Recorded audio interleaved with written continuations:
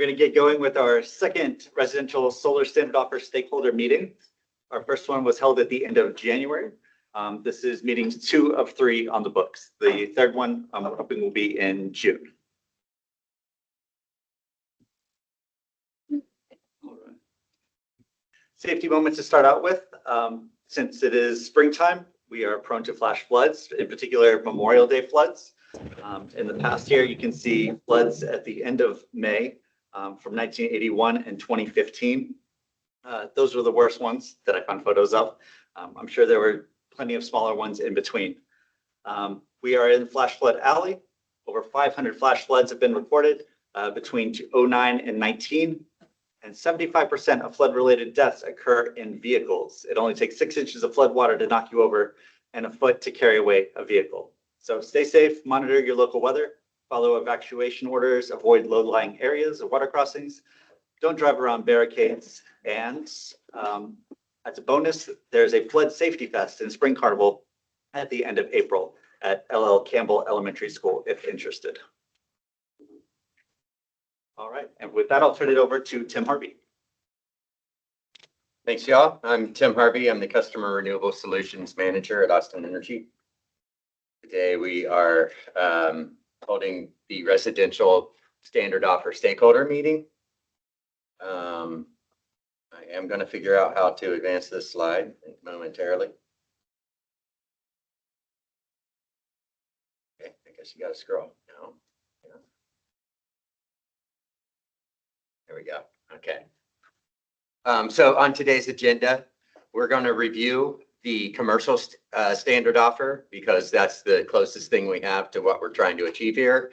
I think that should shed some light on what our approach was for commercial and what it might look like for residential as well. I'm also going to speak briefly about the Solar for All program. This is also a very similar program in that it's a residential program where we have hosts, so it's very similar. Then we're going to get into the standard offer a bit and start to explore some of the opportunities and challenges that we've identified so far. And we are very much encouraging discussion here so that we can ensure that we're getting a broad view of things. We're able to identify potential roadblocks and barriers so that we can then come up with solutions to navigate around and through those.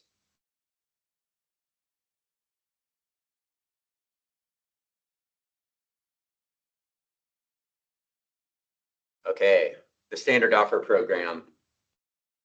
So the standard offer program is set up to expand the portfolio for community solar for one. So just to kind of give you a little history of what instigated the standard offer program. We have had a community solar program since 2018. And since then, we've been trying to add capacity to it. We have had one successful project out at the airport to add another 1.8 megawatts to it. So now it's totaled at close to 4.4 megawatts. However, we made several other attempts to increase that capacity through RFP and local PPAs, and that just didn't pan out for us. The proposals weren't quite in the range that we needed to make things pencil, and or they were proposing projects that weren't viable. So we wanted to take a different approach to help to expand that portfolio. Thus, the idea for the standard offer. This was initiated through the 2022 base rate case, and we held 7 stakeholder meetings to get to where we are today, which is a launch program. So for the standard offer, some requirements are that A, the system be installed by a participating solar contractor. So installation contractors need to make sure that they're registered with Austin Energy as a participating contractor. This means You have the credentials required by the state to do electrical work. You have a certain amount of insurance. You have good standing on social sites, from a customer perspective. And that you agree to the handbook that we have, which basically has more provisions around customer protections, etc. So if you are interested in a solar standard offer project, you're going to need to be working with a participating contractor in one way, shape, or form. It requires a pre-construction meeting before the start of installation to make sure that we're all coordinated. The systems must be between 50 kW and 10 megawatts. And so this is, again, for the commercial. We're looking at under that for residential, as we explore here today. You must establish a new generation interconnection point. So what that looks like essentially is a new service. So you're setting up a new service. These systems are not interconnected behind the meter, so they don't reflect on the customer's bill, on the host customer's bill. We pay these this rate directly to the system owner. Okay, so what this does is it helps to alleviate problems around split incentives. If you think about, like, say, a strip mall where the owner of the building is not a tenant and does not have a commercial account with Austin Energy, prior to this program, there would be no way for that owner to install solar and then get benefits directly back from Austin Energy. So this allows Austin Energy to pay that building owner directly, or the system owner who may be paying the building owner a hosting lease. And so that enables projects like this to happen and opens up a new market sector within our service territory. So the interconnection costs are the responsibility of the system owner. So if there is a need to upgrade the transformer, for example, to enable the capacity of the system, then any upgrades made to the grid to enable the project would be on the system owner. The system needs to be new and listed by the California Energy Commission, as all of our incentive programs do. It must meet the requirements of the National Electric Code, the Austin Energy Design Criteria Manual, as well as the Distribution Interconnection Guide. We must receive an application for all standard offer projects, and an interconnection approval is required prior to construction. No other Austin Energy rates apply, and Austin Energy retains the RECs so that we can enable that production to be part of the community solar program. So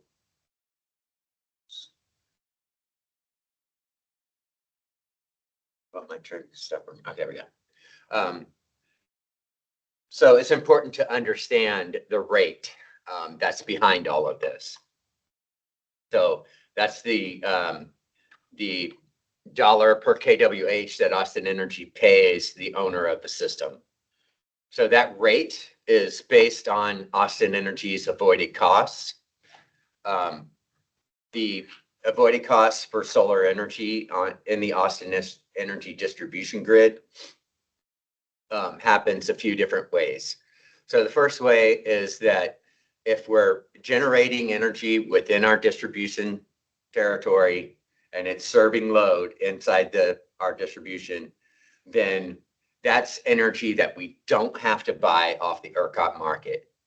So the way that we figure out the value of that is we look at the hour by hour production profile of all of the solar in Austin, and we line that up with the ERCOT market on an hour by hour basis and the market prices at those times. And so we can figure out what the average price per kilowatt hour is for solar produced in Austin. And so that's one of the values that we stack to get to the total avoided cost. Another is ancillary service savings. So this is also a weighted average calculation of the cost to ensure the right number and type of power generation sources are running to prevent power outages, et cetera. So this is another way that we can leverage some amount of money. It's pretty de minimis, but there is a value to stack there. And then finally, transmission savings. So our transmission costs are based on what we call 4CP. 4CP is the monthly, in the summer months, it's the peak days of each of the 4 summer months. So during these 15-minute windows on a peak day in June, July, August, and September, ERCOT sets that time period based on peak usage, and that sets our transmission costs for the whole next year. So to the extent that we can lower our consumption during that time with local generation, then we can lower that price. And it also lowers our load shed requirement. So if there's an event like Winter Storm Uri, where Austin Energy is required to shed load to balance the ERCOT grid, then that requirement will be lowered if we can lower our demand during those 4 CP hours, which solar does. So before I move on, I'll just say, do we have any questions about the avoided costs that solar produces for Austin Energy? There's nothing in the chat. If anyone wants to unmute, now is your chat. Yeah, feel free to unmute online and ask your question. All right. Okay. So that's crystal clear. Glad to hear it. So here you'll see an example of some of this. So it's also important to note that systems that are over a megawatt do not help us reduce our 4 CP costs because we have to report those back to ERCOT. They do not count that as part of our load reduction if it's over a megawatt. So that's why systems over a megawatt get a lower value. And so if you look at this chart here, you'll see the values that we've calculated for 2021, 2022, and 2023.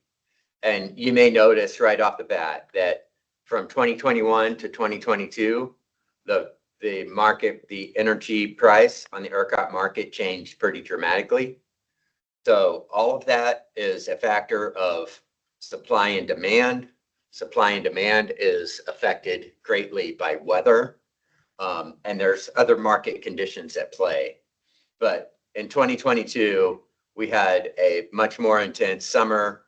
We had more scarcity in the market in the summertime, especially, as well as in 23. And you see those high market prices there reflected because of that. We have not finalized the 2024 numbers, but when we do, we will post them. And that will give the industry and anyone considering this or any solar project some visibility into where the market's going and thus the rate, because the rate is tied to actual avoided costs, known and measured historic avoided costs. So, and I can tell you, we haven't finalized those numbers, but 2024 was a relatively mild summer. So it is going to go down from 2023. Now, the way that the rate adjusts over time, currently it's based on these 3 years of data.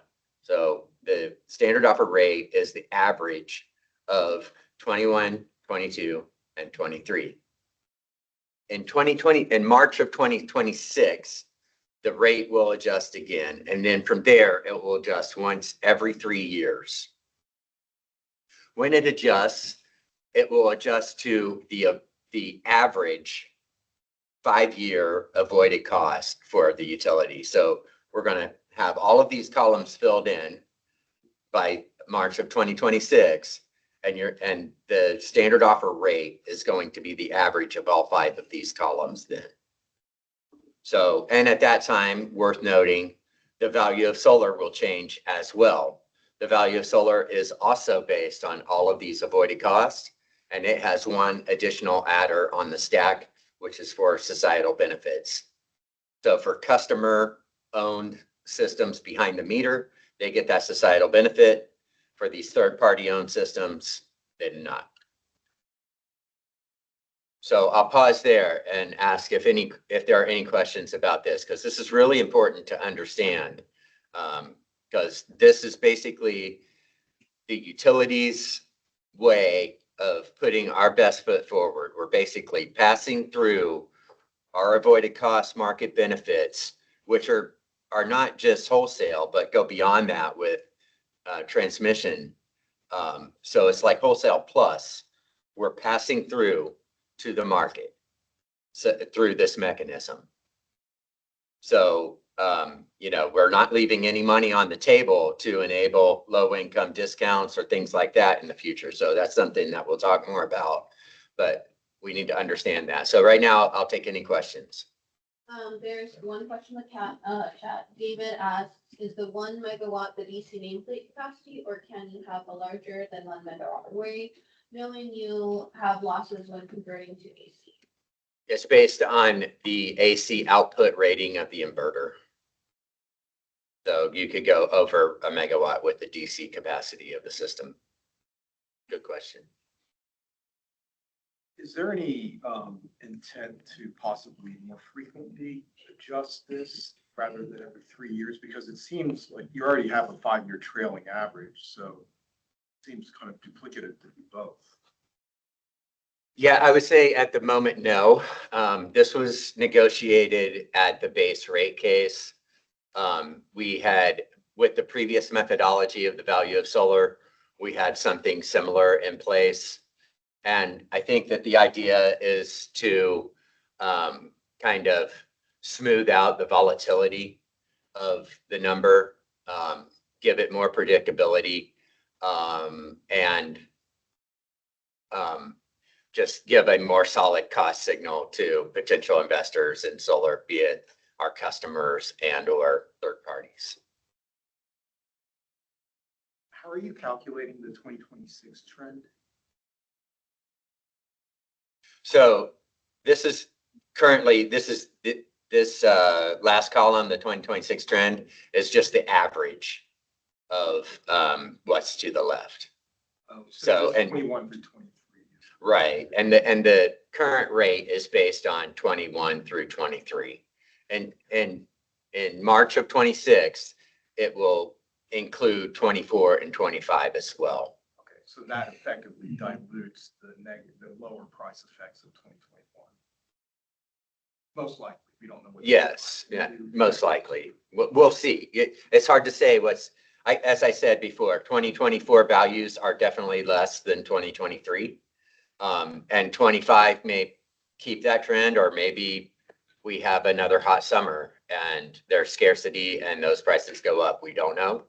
It just depends on what happens in the market. And again, these are based on known and measurable amounts, not projections. So it's a historic look. Yeah, I think from a project financing perspective, it could be problematical if you're adjusting every 3 years. Okay, so let's take a note of that. So the volatility, even at 3 years with a rolling average, It actually could introduces be more volatility. problematic. Yeah, if you've got a 5-year trailing, then stair stepping it every 3 years actually introduces more volatility. Yeah, you can see that because you're gonna miss, some years are gonna get counted more than others, right? Over time. It's kind of duplicative, and actually it's just, 2 rights make a 180. Well, I think we'll talk more about that offline. I could see how it reduces volatility because you're averaging maybe a really high year with other potentially lower years, where, you know, if you were going year by year, it could really Sure, yeah. fluctuate a lot. So maybe by expanding those time period or making those longer time periods or something, you know, we could introduce a lower volatility into the rate. But I'm happy to discuss that. And we'll take that as a note and think about that, and have more discussion on it at the next meeting. Thank you. I'm wondering if aligning the 3-year rolling with changing it every 3 years would perhaps, I'm not sure I understand. if instead of a changing every 3 years based on a 5-year average, you based it on a 3-year average. So each year only ever got counted once. Oh, yeah, it's not a matter of counting once or twice. I think it's just this stair stepping every 3 years. Yeah. It's- Well, I think what we can do, and let me know if this would work, but we could create a model and we could make it where we can put in, you know, different numbers to kind of tease out the sensitivities in there. So perhaps at the next meeting, we can bring a model to play with and show, like, demonstrate what happens over time.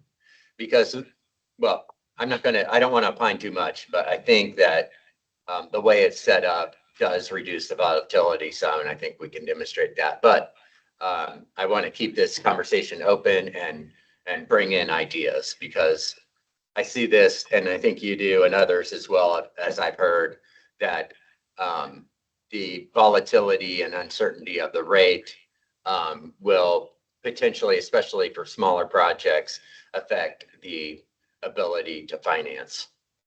So, and we all know that without the ability to finance, this isn't going very far. So we'll definitely be talking about this more. So one just suggestion is that, you know, in the efforts to stabilize cash flows or revenues under this kind of model, the biggest variable is the wholesale energy costs, in transmission costs and ancillary services costs. You know, that's something that can in fact be hedged physically and financially.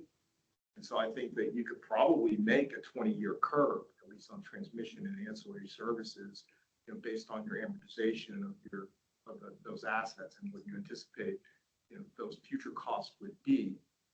Granted, we don't know what natural gas prices are going to do, and that's the volatility. But if you could stabilize, say, 2/3 of your revenue stream or something like that with transmission and ancillary services, that would significantly improve, you know, or mitigate volatility and improve the financeability of this particular asset class.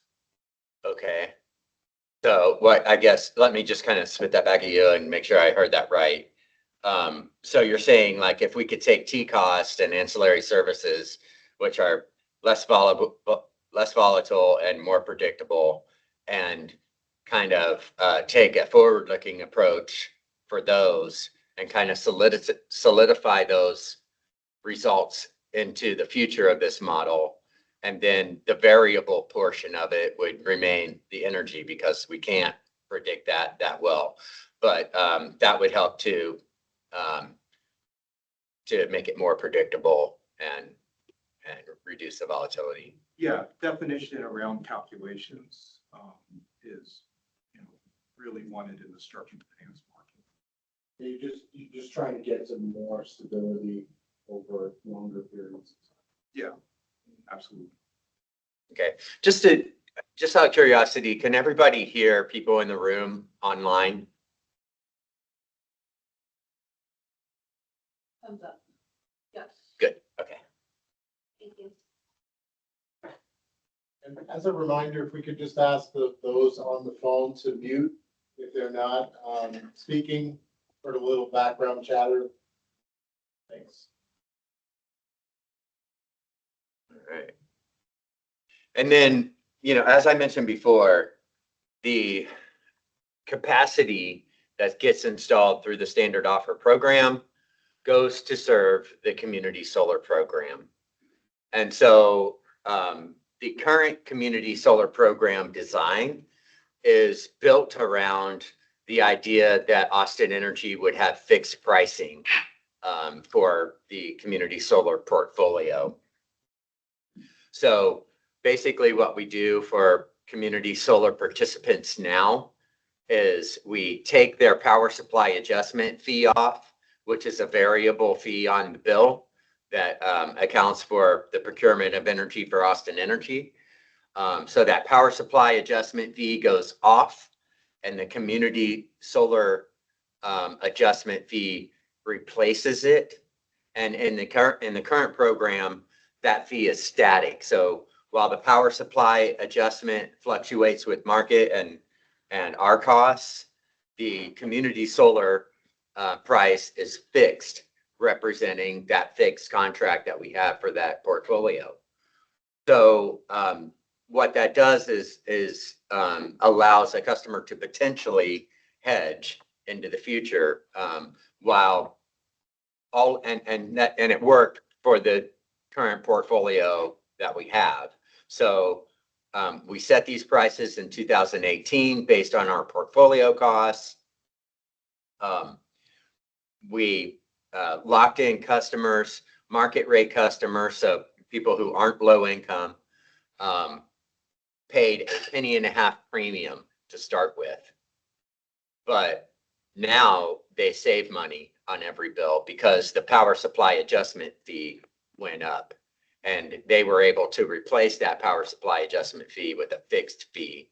So now the power supply adjustment fee is more than the community solar adjustment. So they're all starting to hedge now. But that was the model of the past.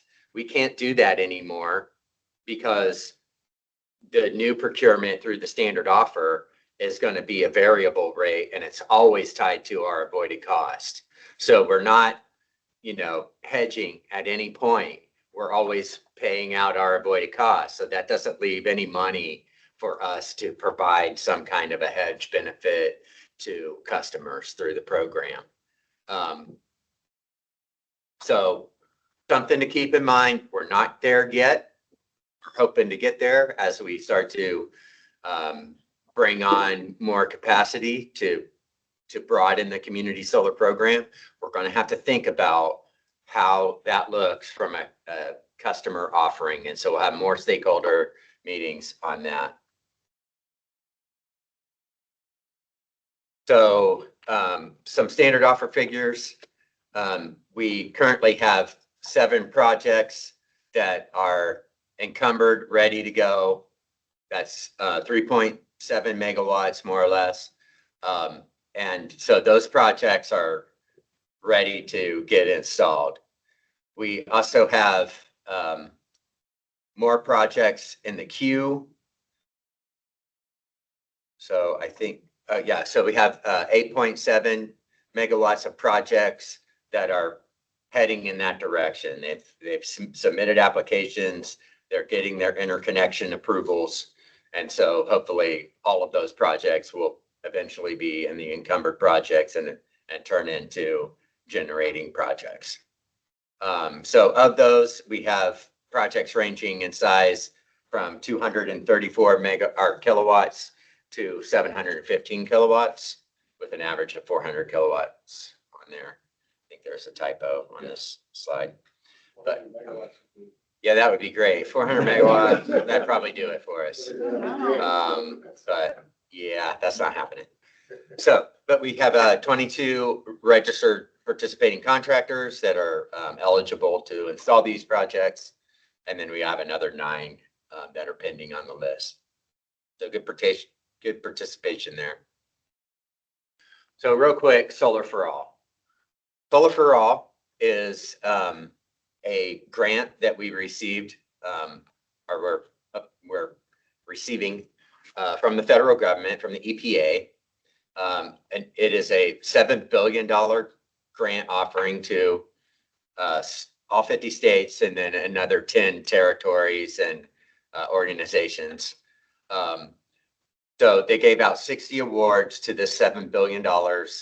of which the state of Texas, as a coalition that we're part of, won the highest award that they gave, which was $250 million. So of that $250 million, and I grabbed an older slide, it's actually 31.59 million dollars. So that will come to Austin Energy, and we will use that money to, well, first we'll engage with the community to ensure that our program design is meeting community needs as best as we possibly can, and that these efforts are designed to be fully focused on low income. We will incorporate a workforce development component. So we're training up and upskilling folks that can be part of this, the industry that installs these systems. We're looking to increase the access to solar to more low-income populations. With the program, there will be resiliency benefits that are meaningful. I'll talk about that in a minute. Low-income household savings is a huge part of the program, and eventual community ownership, and of course, the environmental benefits. So the way this program works, or will work, is we'll contract with the third party. The third party will install, maintain, and own solar and storage systems on residential homes. So these systems will be installed behind the meter.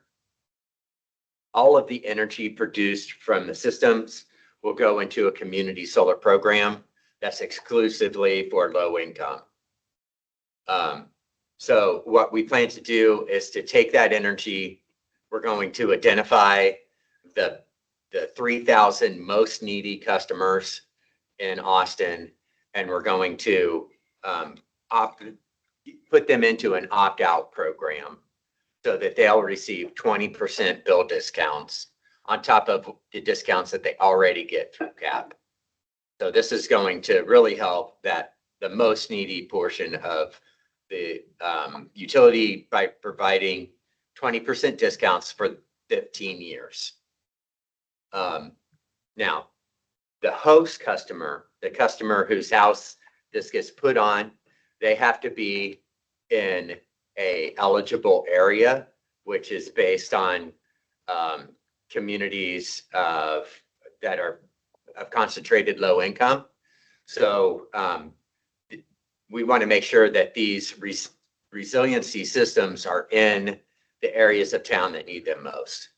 So when I say resiliency system, is because if the grid goes down, those customers will have solar and battery to back them up and make sure that they continue to have power. So they're going to be, they're going to have sustainable power within these disadvantaged communities, and they'll be a resource to the community.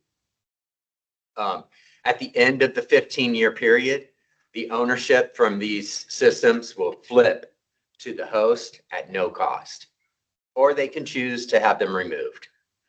So they'll get to choose, but during that 15-year period, all of these systems will be maintained.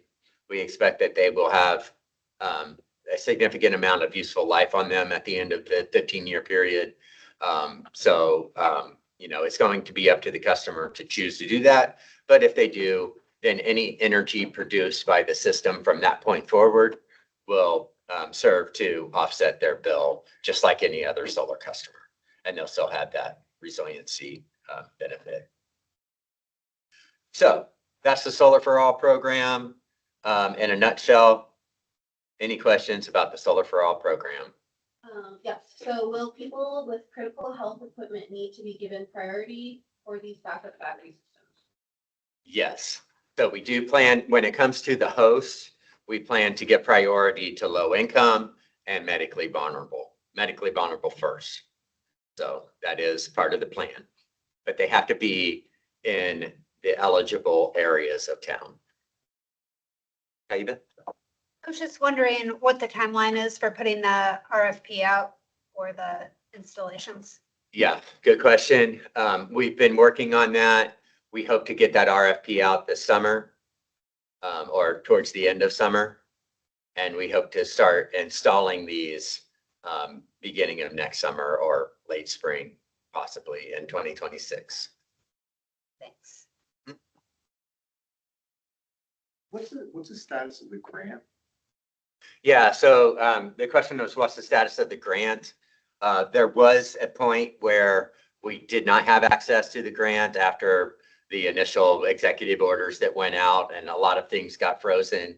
However, the grant money is accessible now. And so we continue to march forward. And so we're going to be keeping an eye on that.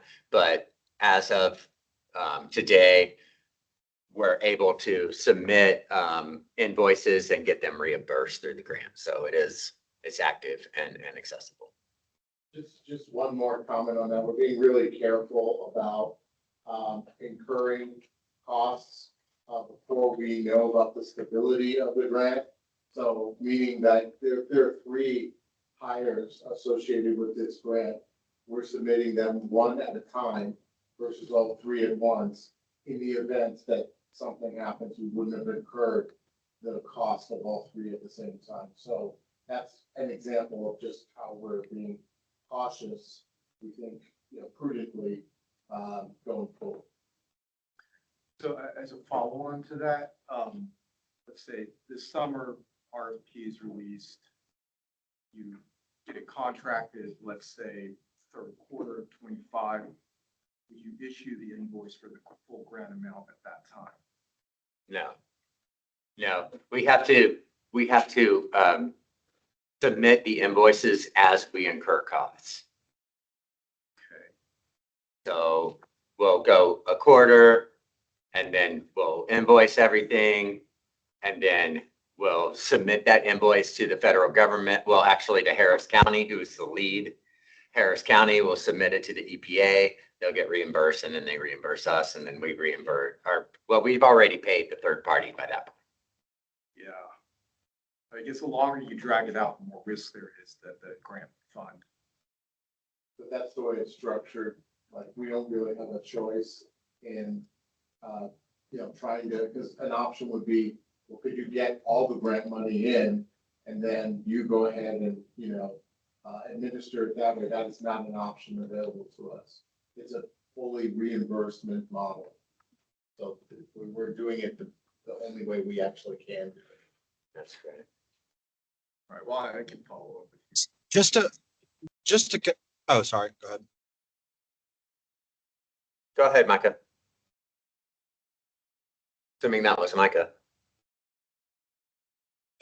Mitchell, I was chiming in. I was just wanting to confirm for the third-party ownership on the roofs, this is still being financed from an outside party for these initial 3,000 homeowners. Is that correct? Yeah, for the most part. So the grant will work to buy down the cost of that. You could think of it as a per project incentive, or however you want to think of it, but there'll basically be a unit price that agreed upon through the contract and with the third party that would buy down the cost of that. And what we want to do is apply those grant funds to buy it down so that our ongoing payments for the use of the battery and the energy produced reflect our avoided cost. So that's the idea. And that way we're not, we're eliminating or mitigating the risk to our customers to increase costs. So we shouldn't have to increase costs. And then, it also creates a money stream for the investor to, help with that investment cost. Yeah. So with that being said, I envision it being fairly difficult with most residential lenders offering a TPO offering for this with at least a 15-year term or whatnot. Most want a longer term, but that being said, even if it's moved to a 15-year term, investors want to have an understanding of what the economics and return hurdles are going to be. And by not having that really outlined, I think this is going to be really difficult for that to scale with lenders.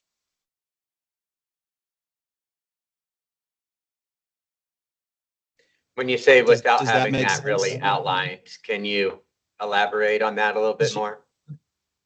Right. Yeah. So for and I apologize, I had to hop out of a little bit at the start of this meeting, but the costs are wholesale. From how this program works out, typically a lender is going to lend directly to the consumer. And this This is old. and from my understanding, there is a specific price that is wanting to be paid and covered for this on essentially a 3-year term. And it, re-ups every 3 years or true, they renegotiate based on past wholesale cost. And so it's very No, difficult for inside and of Can I correct you a little bit there? course. So what we plan to do through the RFP is to get a price from the third party, which would be a fixed price. It's like a PPA for the energy produced, and then a dollar per kilowatt month or kilowatt year, however you want to put it, for the operation of the battery. So that's something that's the price that the proposer would include in their proposal, with the idea that Austin Energy is going to provide some sort of rebate to buy that price down to what we determine our avoided costs need to be. And then, so everything from there will be static, like the PPA static, the price per kilowatt year is static, and the incentive amount per project is static. So we'll take out all the variability into that contract. Does that clear that up a little? Does that make more sense? Yeah. And I just want to make sure I'm understanding. So I know there's, there would be from what you're saying, there would be a pre-negotiated price, but just want to confirm that's over the full 15-year term. Yeah. Is that correct? Okay. So that's Yes. not, okay. Okay, perfect. Thank you for the clarification. Mm-hmm. Kaiba, I saw you had your hand up. I was just wondering, with the PPA and the toll, is that gonna mean that you're gonna be incurring costs monthly for 15 years? So you're gonna have to submit for reimbursement that whole time, or would you be able to get the reimbursement when you enter into the contract? So the grant funds are spent on a per unit basis. So as those units get installed, we distribute the grant funds, and then we I get guess I'm reimbursed for asking that. if you're technically not paying for it until you're paying on a monthly or yearly basis or whatever. Mhm. Are you gonna have to keep, for the same system, do you have to keep submitting for No. 15 years? So, no. Or are you submitting for the whole So thing up front? the grant buys down the cost of the PPA and the Okay. battery to the So you'll point of do it our in all avoided cost. So we stay whole the whole time, Thanks. or maybe slight delays, but yeah. So I mean, I guess using specific numbers to go through the mechanics of all of this and back to, like just the invoicing on the grant. Let's just say that present value of the PPA is, just for round numbers, is $60 million, $60 million. And so the cost of, so you've got $34 million of grant or something like that. Then you basically take $34 million out of 60 million, and let's say that the PPA rate is, associated with that 60 million is 10 cents per kWh. So then you're effectively paying down half of that 10 cents. So PPA rate going forward is 5 cents. Right. That's the general premise. Yeah. Yep. Okay. So I would argue that, as soon as you contract and to mitigate the risk of federal funding, you should draw the $34 million, hold it internally at AE, and then You can't do disperse that. it as you commission. They'll only disperse the funds at the submittal of an invoice. So we don't have any ability to hold that money. Well, I mean, this kind of gets into the nuances of pay downs on PPAs, like just the tax nuances of it. And that can actually be structured. Put it that way. We could talk more offline. I don't want to get too into the weeds in this call. But yeah, I definitely want to talk more offline and understand it better. I am not a economist. And so the better I can understand, the better we can make this. So thanks. Any other questions about Solar for All?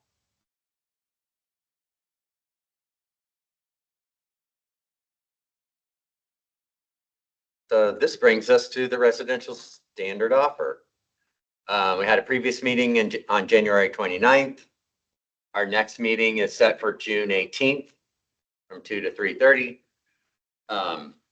We have a goal of determining the viability and approach for the residential standard offer by the end of FY25, which is in September.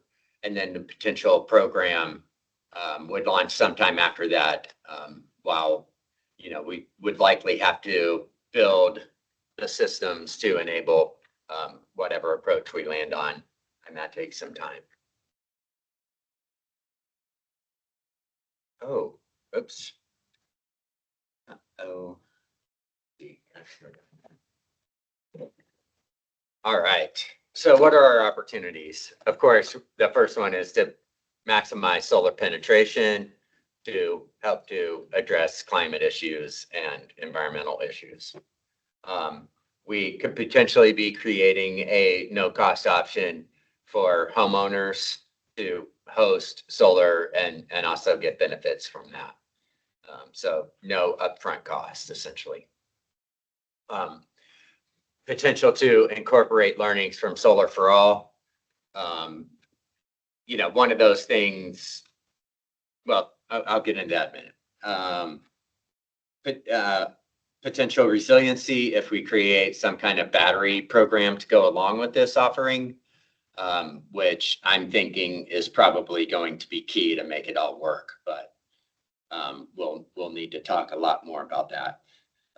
Then a potential ownership flip, similar to what we are envisioning for Solar for All, and any other opportunities that you think we should be considering here. And so I will open up the floor for other opportunities if you have any suggestions of expanding this list.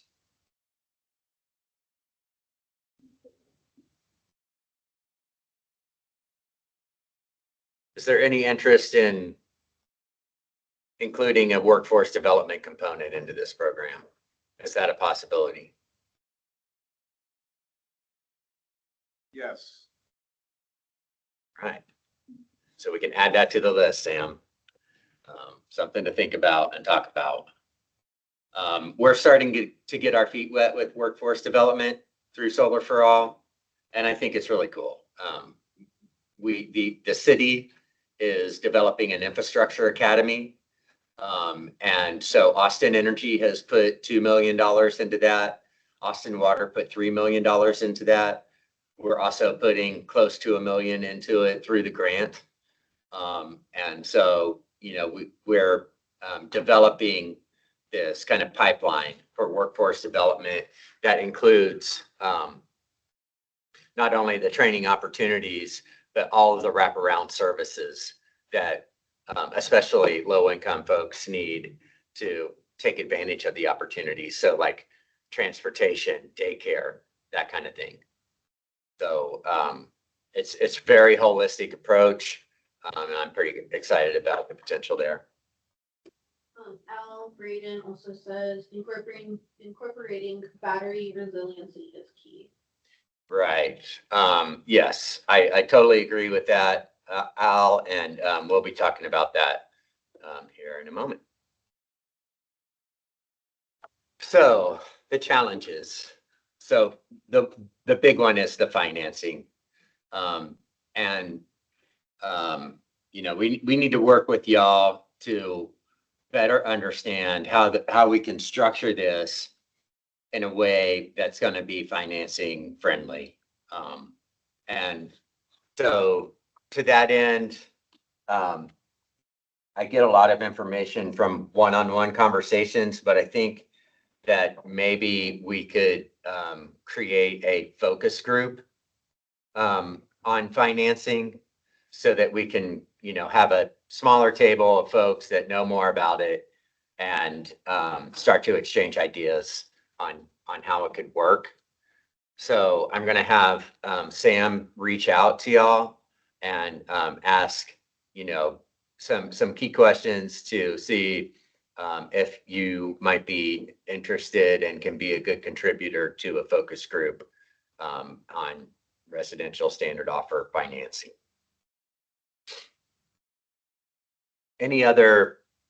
Would anyone else let's discuss financing a bit here. So I'm just going to kind of open the floor to anyone that wants to make some comments around the fundability of these projects, what it might take or what might prohibit it, or, what other opportunities and challenges we might have around financing. In the chat. Please unmute yourselves, raise your hand, all things.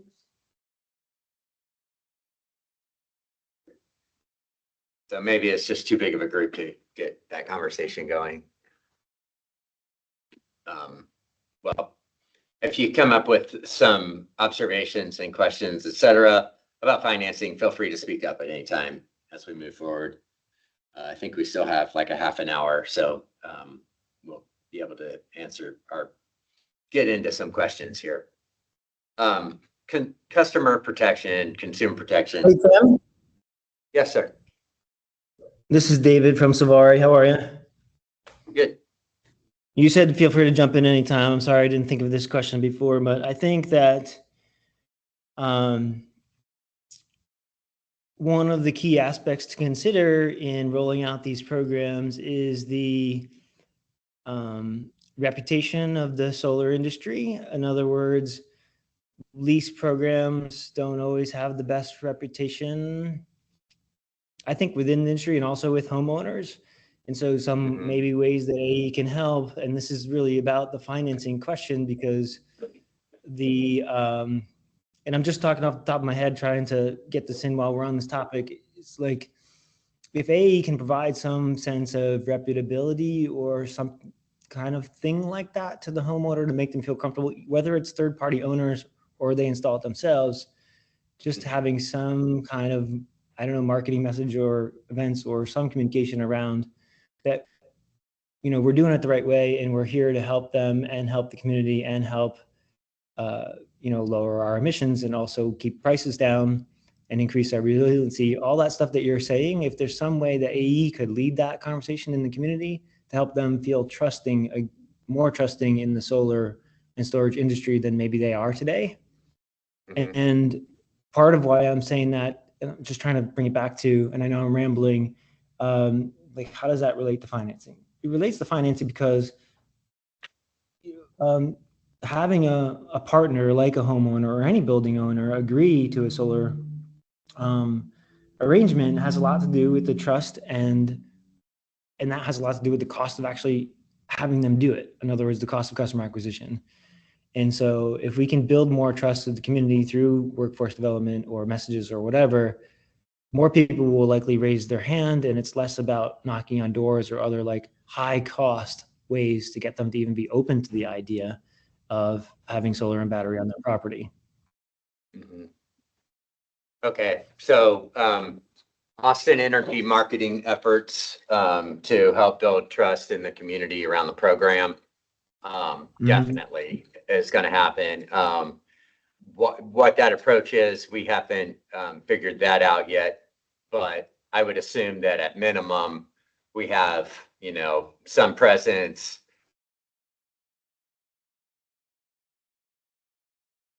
advertising presence in publications and billboards, et cetera, potentially. But definitely a resource page on our website that customers can go to and, get information and understand that this is a program from Austin Energy and not some sort of scam from the industry. So that will definitely happen if this program takes off. So, but we can talk more about the details of that as we move forward. Good comment.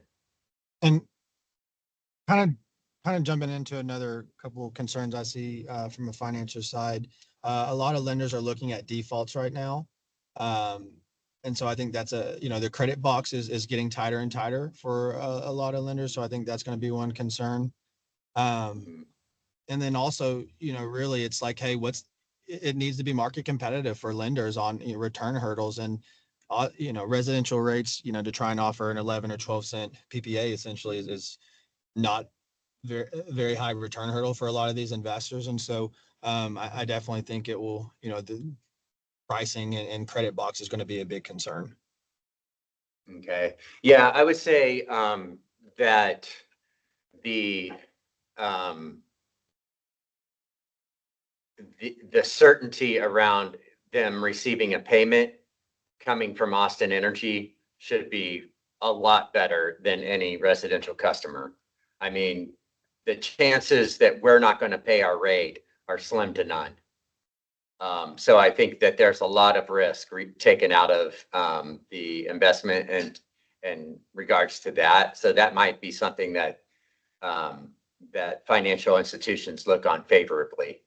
Because we won't Right. They default. would just have to find a way. Absolutely. They financiers underwrite the homeowner though, not Austin Energy. So there's just going to have to be a way that the funds, that part is going to be a little difficult, I think, as well, of like the funds, where it comes from. So to have a bank account set up from Austin Energy versus the homeowner who they underwritten, that's just going to be a curveball to a majority of lenders. Yeah. Definitely. So I think agree. Oh, sorry. Go ahead. No, go for it.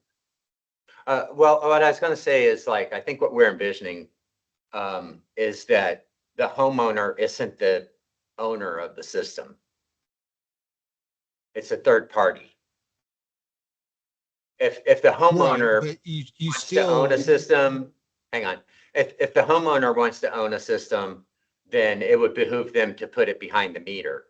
And that way they're going to get the value of solar array with the societal benefits added.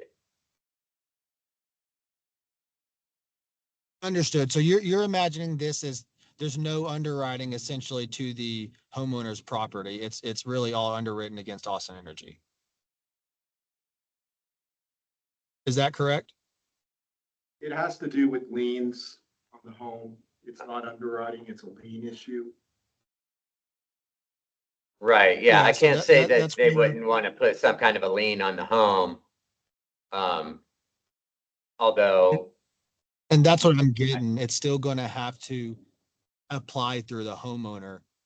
Not even though, yes, the payment's going to come through Austin Energy, it's still the homeowner is going to have to be the one applying as the title holder, that it's going on their property, that they feel comfortable extending, putting out tens of thousands of dollars on someone's home and not having any lien rights to it. but okay. So this is where it's starting to get complicated and maybe steering away from what we were envisioning, because if the homeowner is going to own the system, then why would they participate in standard offer program? Because they don't have the tax credit, or most of the time when they're going to do a lease, they don't have the tax liability. But we're not talking, I mean, I don't think we're talking about a lease per se. So the idea of the standard offer is that the homeowner doesn't own the system. A third party does. I mean, Right. technically, the owner And could, so right? They could, but I'm a- it begs the I'm a question, why lease- would they? Why would they? Right? I own a finance company and I do leases. And so when we're we're lending to a homeowner. Yes, I own the system on their roof, but they still have to be underwritten and approved for me to feel comfortable to write a lease. I am the asset owner, but they're, whether they're having a lease for me or a PPA from me, it still is a contract between them and myself. But in that scenario, the homeowner is paying for the energy produced, are they not? In this scenario, That's in this correct. scenario, Austin Energy pays directly for the energy produced. Okay, and The just to homeowner just confirm, is hosts. this kind of this? And so, yeah, that I think that's, will be something that could, the lenders could adapt to. But just to confirm, this is typically residential, they're going to want a 25-year term. I very rarely see anything shorter on a lender's perspective. And so are you saying Austin Energy is going to pay through 25 years to a lender to underwrite that? And then is it going to be fluctuating cost as well? I imagine that it would be fluctuating costs, kind of similar to the standard offer rate that I presented today. But yes, it could go on it will go on for as long as the system is producing. Got it. Yeah, that I see that being a little difficult for investors of just not having an outlined expectation of what the fluctuation cost is going to be 10 years from now. I understand, this is viewed as kind of a wholesale price, but residential is not that the case. And so I think that's going to somewhat be an issue with that, as not having a full picture of the return hurdles. Okay. Well, we can talk more about that.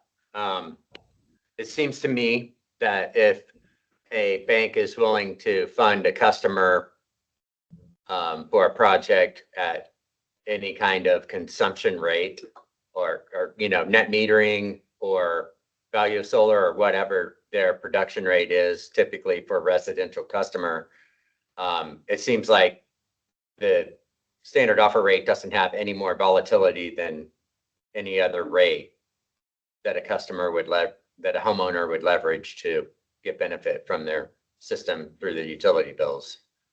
So, maybe we can explore that more. But it's just an observation and something I would like to explore a bit. Make sense? And then the Absolutely. other- Thanks for the. Hey, Tim, go ahead, Kaiba.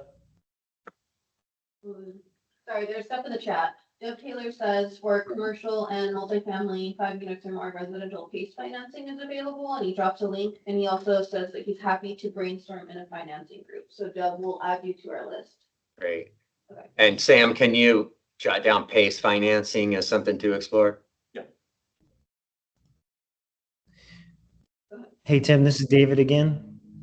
Hey, David. The gentleman who was just speaking about the leasing, what's his name? I think that was Mitchell. Mitchell. I don't know if he was driving at this point too, but something that we've kind of talked about in the perspective of the standard offer is, does that building owner continue to own that building for 25 years? And if not, that's a risk potentially for Austin Energy, or more importantly for the financier. Mitchell, I don't know if that's also maybe a variable that is maybe different in this scenario, or more risk on a smaller size system for our house compared to a big huge building, and then the potential of that house to be sold more times over that 25 years versus a big building, which could also be sold over that 25 years. And then you have this transitionary thing that it's a risk. Yeah, I think it depends on how this program is formatted. I mean, we allow transfers, not a big deal for us. It's a very small transfer fee to the next homeowner if they do sell their home. So I don't envision that being as much of an issue. It just kind of depends on how it could be worked out. Yeah, my best guess is that with all of the leasing models out there in the universe, they have a lot of ways to solve for that problem.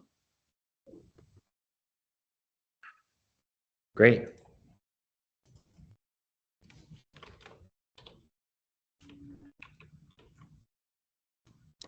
All right. Access and maintenance. I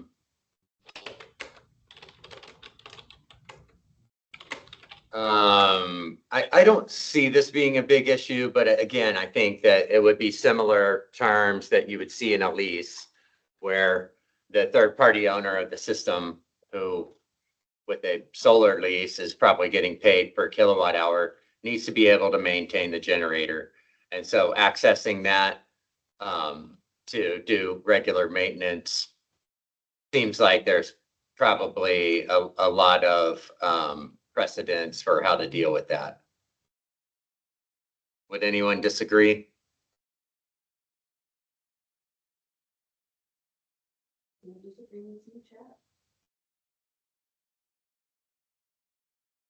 I'm not sure what this next bullet is here, so I'm going to skip it. Economies of scale. So, one approach to this would be to do it in aggregation. And so I'm curious as to what y'all's thoughts are as to whether or not you can aggregate customers and then take them in for financing, or if there are any kind of financial negotiations you can have that can consider an aggregated model to make it more beneficial.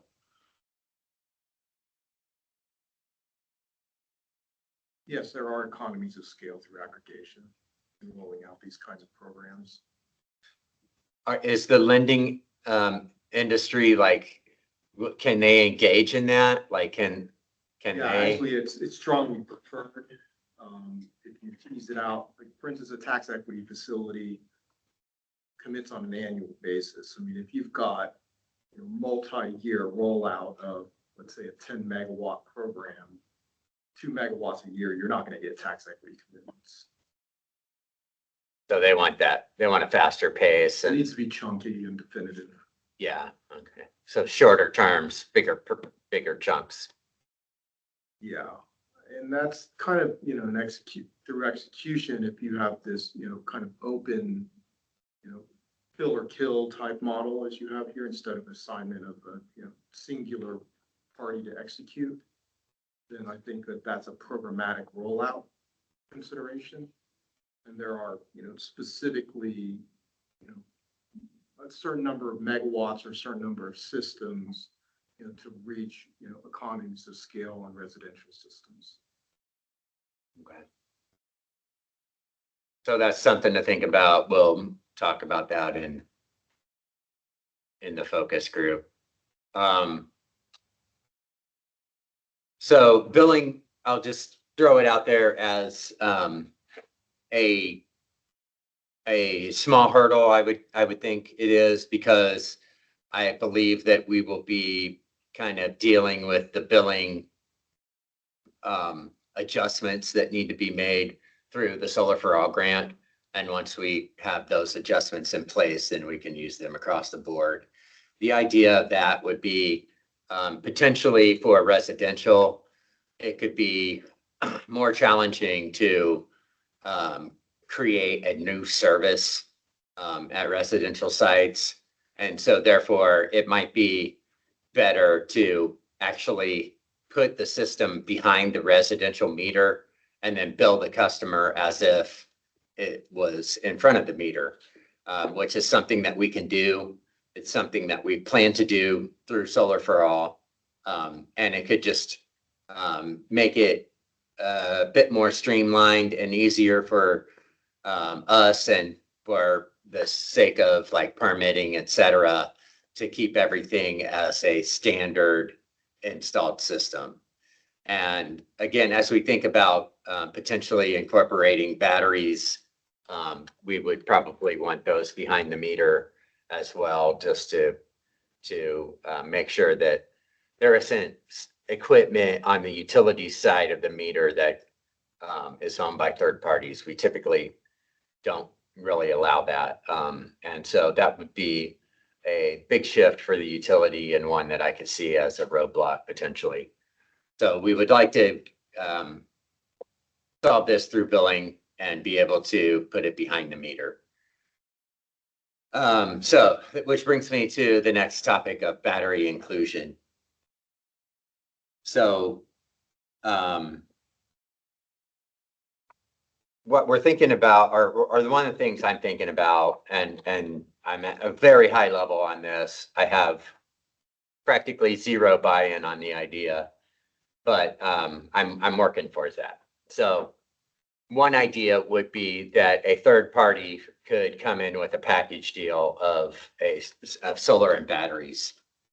And the utility could have a rate in place, which allows that third party to potentially use that battery on the market in aggregation with their other batteries that the third party owns to produce market benefits.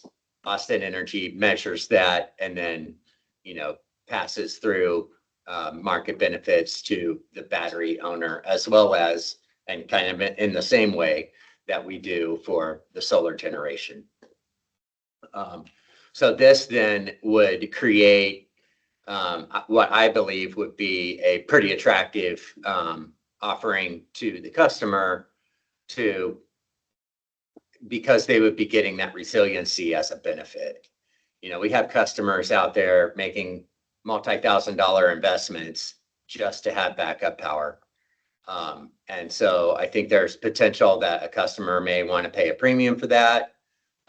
There's potential other ways that we could subsidize that. Like, for example, if we had a whole fleet of community solar and battery projects, then we could potentially start to offer a load matching product through community solar. If we can offer a load matching product at a premium, then potentially we could take those premiums and reinvest them back into the program. So that's just one type of model that I'm thinking of, but I really want, I think like with residential scale being an issue, and all of these little transactions as opposed to the commercial side, which has the economies of scale and less transactions. I just want to find a way to make it work for the customer. And I think like offering them a very small amount, which would probably end up being very small to make everything pencil for hosting the solar array, might not get them over the hump of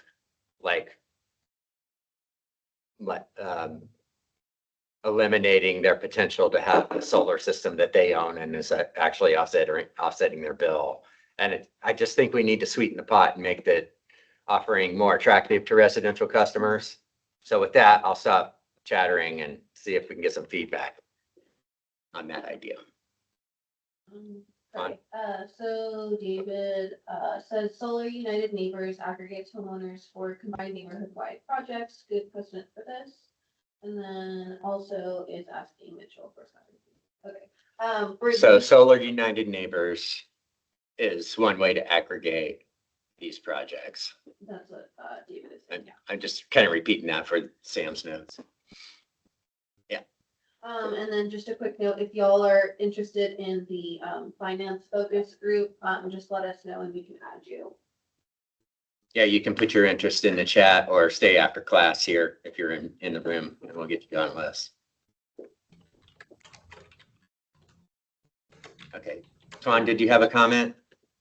Yeah, I think the battery inclusion is interesting, and you could also match that geographically. Let's say locate a megawatt scale battery at a substation and then tag that to residential solar installs in the same circuit. Could make sense.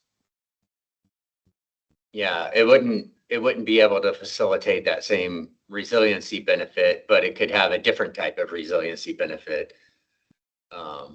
In terms of black start or something like that. But Kaiba?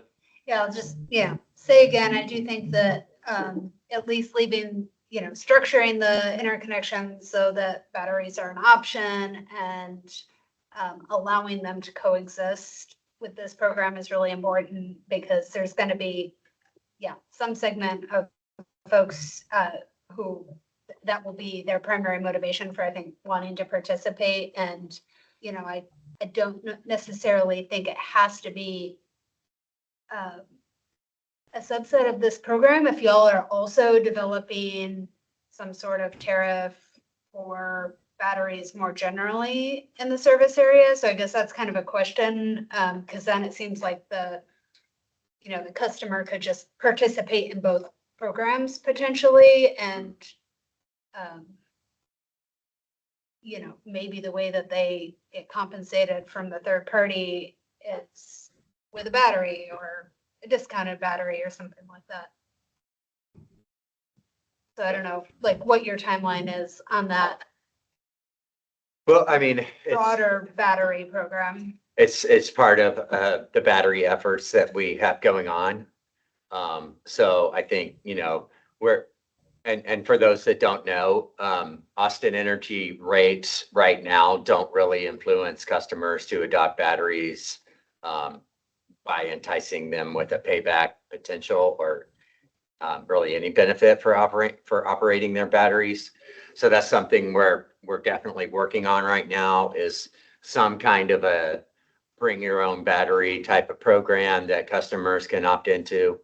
But this is a slightly different approach. It's more like standard offer for batteries. And that I think probably there's potential that a third party could come in, own these batteries, operate them on the market to get, to get market benefit, and then we compensate for the benefit that's produced. And so that's a slightly different model, and that Austin Energy isn't having to pay for a DERMS product, which a DERMS system would remote control those batteries for us to play on the market with. So this allows a third party to do it. They can use their market intelligence and they take risks on that market, and then we just pay them for that and pass through our avoided costs for that is the idea. This is not a rate yet, but it's the idea. It's the concept for something like that. Could that be done at a broader scale, like with the commercial standard offers, or even alone without any solar there with it? I think there's potential for that. I think pairing solar and batteries is probably best practice in terms of garnering all of the potential benefits that you can. But that said, they don't necessarily have to be adjacent. They don't necessarily have to be side by side.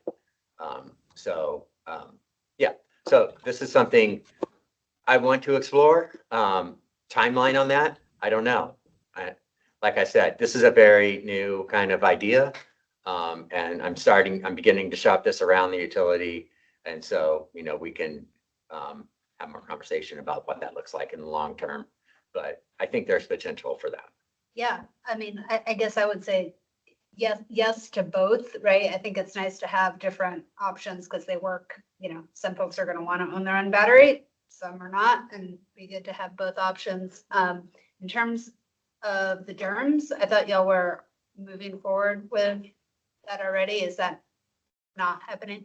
We're exploring those costs and benefits, but we're not locked into a contract on any of that yet. And so, and as I've said at the commissions, that, one thing that we really need to get a grip on to understand the whole value proposition is those avoided costs and how they stack up for batteries. And with batteries, you can operate the batteries to target and take advantage of different types of avoided costs, but you can't operate the battery in two different ways at once. So those avoided costs you may get avoided costs over here. And if you go for that, you're cannibalizing the avoided cost benefits to this other approach. So we need to identify approaches, when we take what approach and for what purpose. And so that's all part of the study that is getting initiated through solar for all. So that will help us once we get down that path to make our decisions wisely. So, Yeah. probably in the chat. Okay, so Jorge asks, would the customer keep the power in case of grid outages? Yeah, so that's the beauty of it. In the event of a grid outage, then the solar and battery could take over to power the customer's home. Awesome, cool.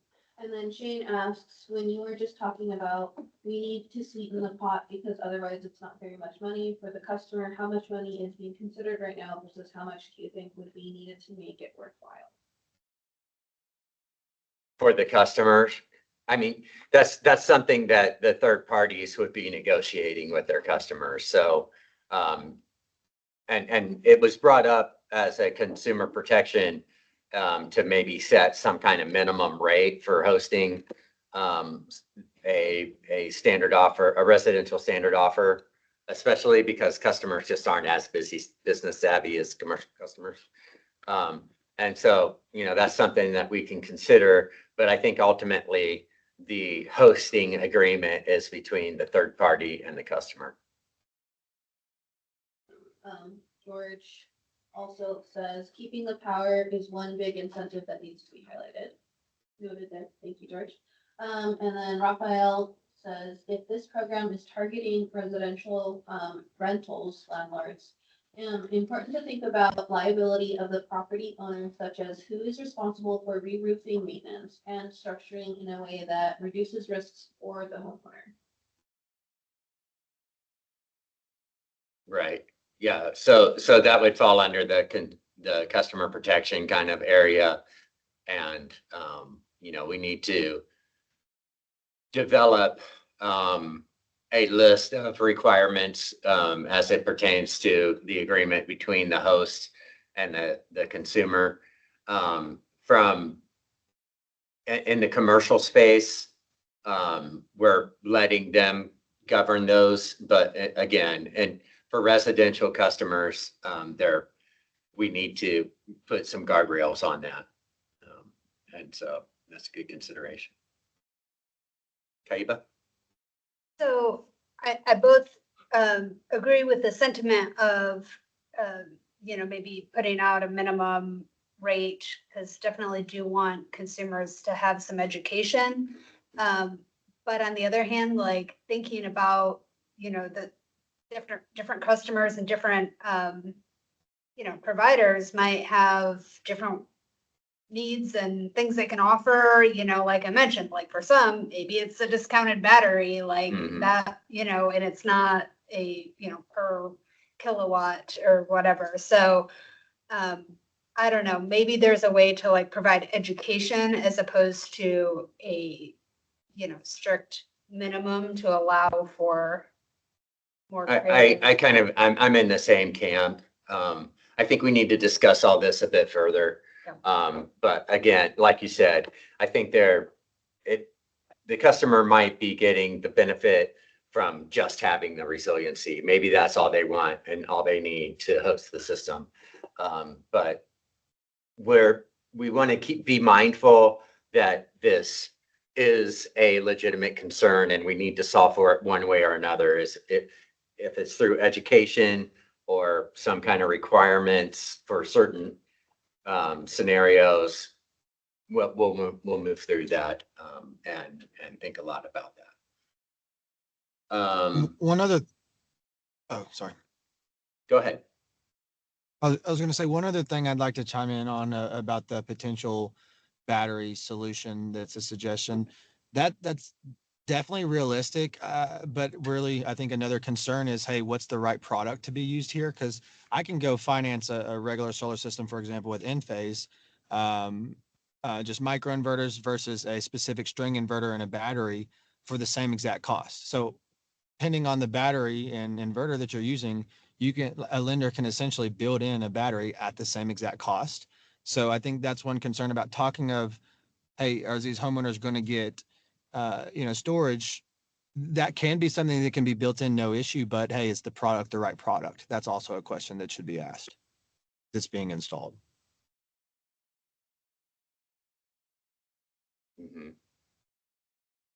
Because if it's all For about example, having that, costs. Oh, go ahead. Sorry.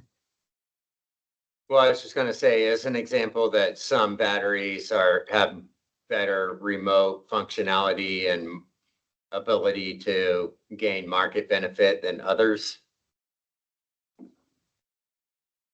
Yeah, I mean, or there's just not been much testing on, and all you really can go off of is spec sheets.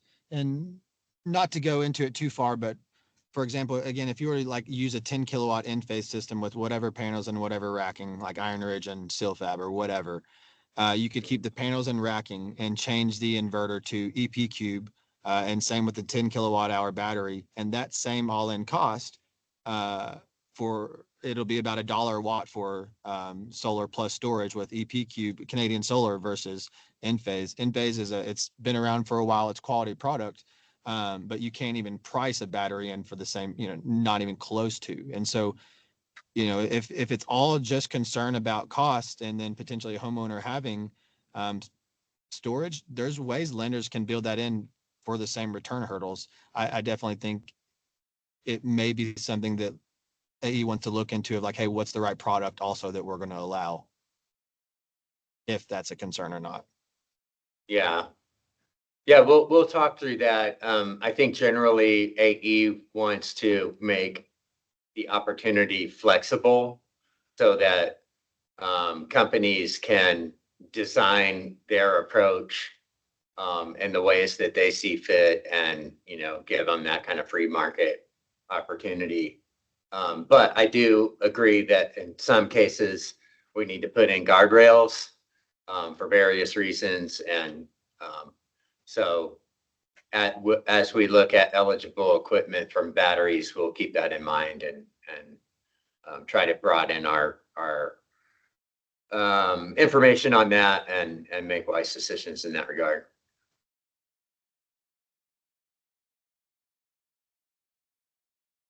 Okay. Other Wouldn't things that we've, I'm sorry, Tim. Wouldn't those guardrails be established by the CEC approval list of equipment in a sense, that in their UL listing? potentially, but it'll depend on the program designed and desired outcomes. I could potentially see some greater requirement if you're going to participate in the battery portion of the offering for various reasons, but we can get into the discussion on that as we move forward.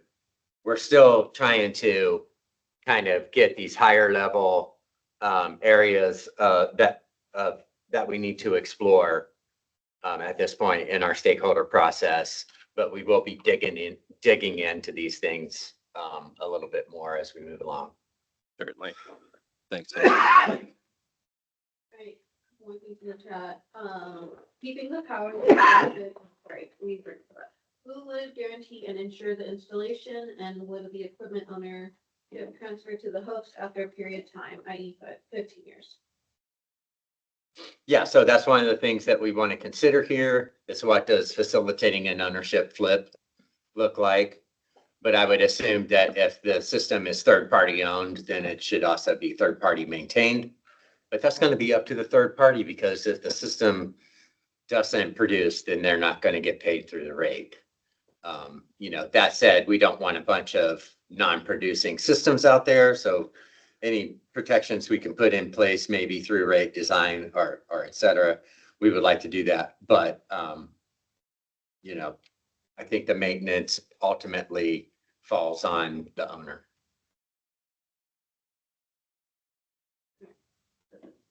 So we're kind of running out of time. Actually, we're out of time. Equipment liens and recycling are other topics that we'll be exploring in detail. Does anyone else have like any other like topic area, like you see in this list, that we should be adding here for consideration? I would say one that we've identified is potentially workforce development. But what else?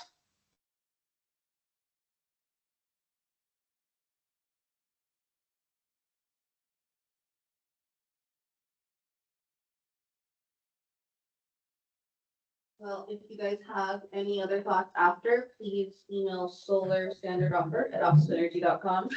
I will send this in the chat. Kaiba?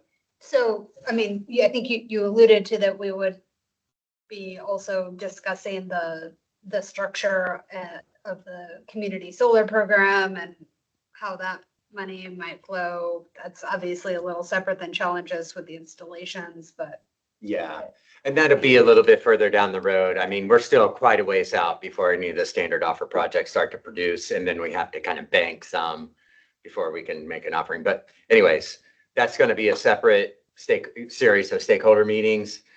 I'm thinking in the next 2 or 3 months, we'll start to kick that up. okay, great. Yeah, I guess like, my I was gonna say concern, but whatever. My interest is that if there's gonna be revenue coming in from that program, that it, that it be used within community solar, that it be used for the projects. So. Yeah, and You know, we'll move syncing through. It's those all up. about how do we use that, right? Right. And so that series of stakeholder meetings will definitely get into that and figure out what the best and highest use is for that. Great. All right. Well, with that, Hey, I Tim. thank you all. Yes, sir. And I know we're wrapping up and just about done, and you already addressed this, but maybe it makes sense to pull it a bullet point just so we know to talk about it later, which is something like marketing effort or consumer perception of the industry, or however you want to word that. Yeah, we got that captured. Okay. Is that All one of right. these bullets? It will be as we move forward. Okay, thanks. Yeah. All right. Well, thank you all for your participation and great conversation. We'll adjourn this meeting. Our next one again is, what was it, June 18th, 2 to 3:30.